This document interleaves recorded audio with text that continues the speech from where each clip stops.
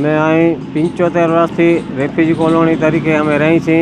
આ ગવર્મેન્ટ સરકારે અમને મકાન રહેવા માટે આપ્યા હતા રેફ્યુજી તરીકે, કે અમને નિરાધારી હતા, અમારે કોઈ આધાર નહોતો, અમારે કોઈ ખાવાની વ્યવસ્થા પણ નહોતી। કેટલા સમયથી રહ્યો છો ને કઈ રીતની પરિસ્થિતિમાં અહીંયા પહોંચ્યા હતા? અને અમે મજૂરી કામ કરીને એવી રીતે રહી છીએ।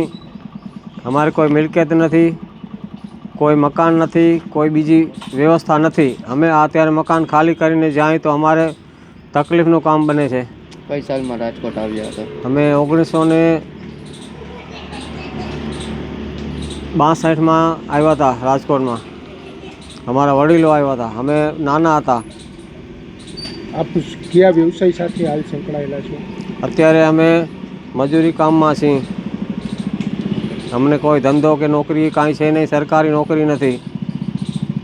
આપની શું અપેક્ષા છે સરકાર પાસે? હવે અત્યારે અમને મકાન ખરીદ શકી એવી પોઝિશન નથી, આવું નબળા વર્ગમાં છીએ અને અમને કોઈ પણ એક મકાન રહેવા માટે આપો એવી અમારી માગણી છે।